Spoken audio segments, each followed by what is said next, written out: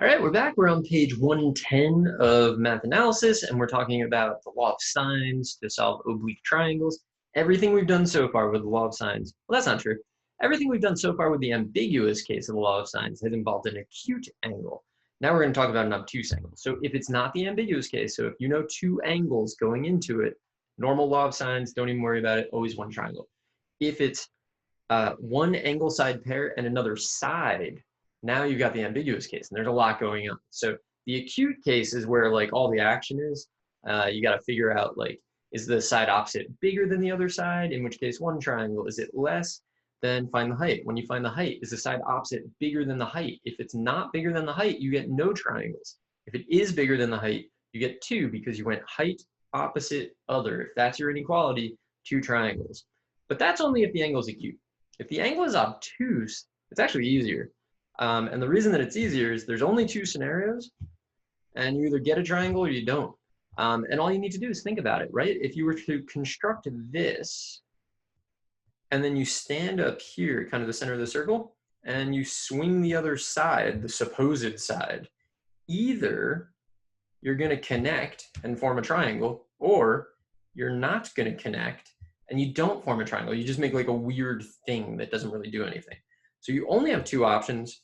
And so I would say if the given angle is obtuse and the side opposite is longer than the other given side, then there is one triangle because the side connects to the horizontal. On the other hand, if the side opposite is shorter than the other given side or equal to it, you get zero triangles because it does not connect. So I mean, not really a lot going on there. If it connects and it forms a triangle, so if it's longer than the other given side, just use the law of sines and you're done.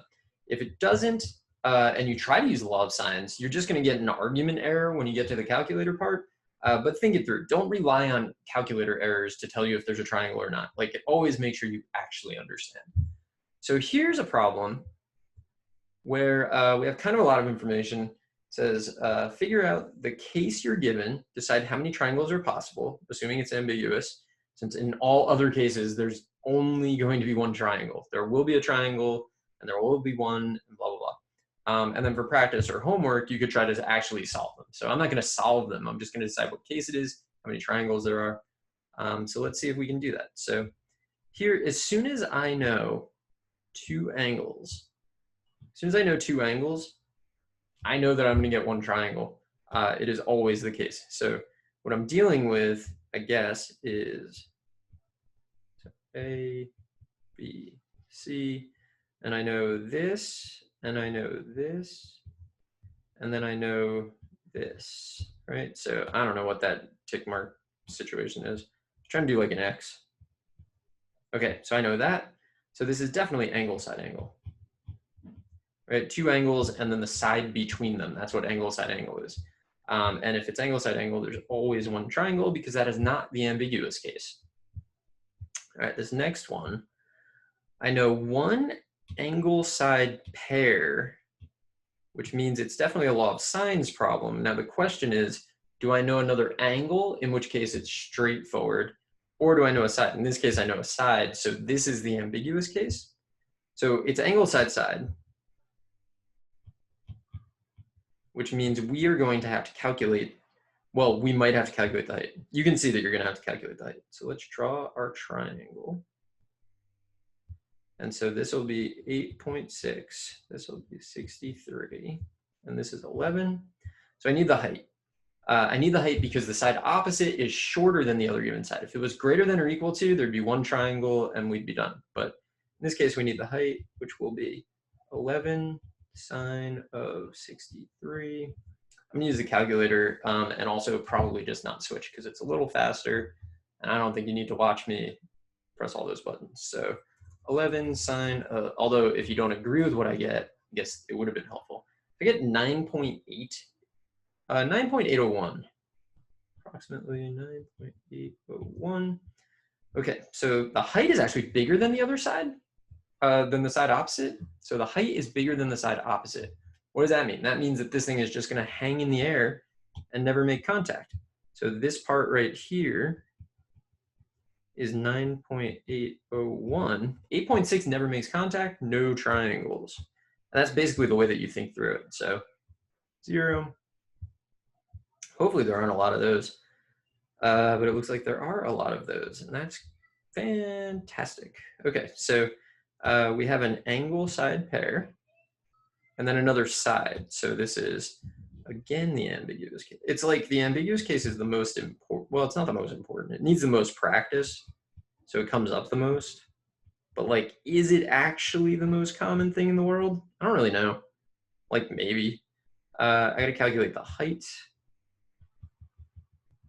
And then the height will be 28 sine of 54. So let me just punch that in.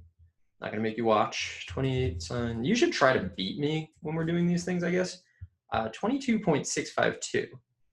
So that's approximately 22.652. All right, so the first thing that we checked is the side opposite bigger than the other given side? Because if it is, that's one triangle and you're done. It wasn't, so we calculated the height. We calculate the height. Side opposite is bigger than the height. The side opposite is less than the other given side. This is 2 triangles. So it's still, it's angle side side. I guess I should abbreviate these. Sometimes people get real annoyed that I just write ASS all over the place. I don't really get it. It's like, we know what we're talking about. It's fine. All right, next up. I see an angle side pair.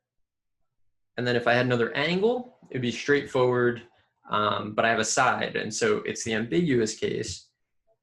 So I'm gonna put that, so angle side, side, it's the ambiguous case, but it's an obtuse angle, perfect, because obtuse angles, you can like draw it if you want. So this will be 110, and then this will be 43, not degrees, just 43, and this is 50. The side opposite is too small. 43 is just it's gonna crash into the side that's 50. It's not going to form another side of a triangle. So this is 0 triangles. And that's ideal. Man, do you ever want that to happen? All right, so what am I looking at here? I see 2 angles. Well, I mean, I have a side angle pair. But then I have another angle. Perfect. This is not the, perfect because it's not the ambiguous case. So I have 2 angles. So I have, let's say D, F, and then I have side D. So I have 2 angles and a side not between them. So I have angle, angle, side. This is angle, angle, side. And if you don't have angle, side, side, you always get one triangle. So you don't even need to worry about it. Here we go again. We have a side angle pair and another side. Fortunately though, this is a good one, because 82, this side is actually longer than this side. So if the side opposite is longer than the other given side, it's going to swing, hit once, it will never hit again, one triangle. So it is the ambiguous case, but there's only one triangle. And then finally, another obtuse. Nice. This one you can see it's obtuse and it definitely has a solution.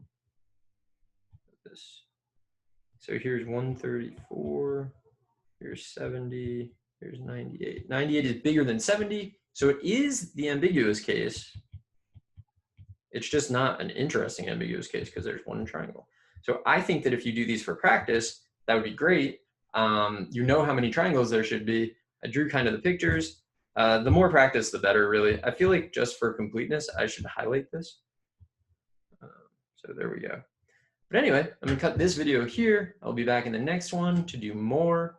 I don't even know what it's about yet, but I guess we'll find out together. So see you there.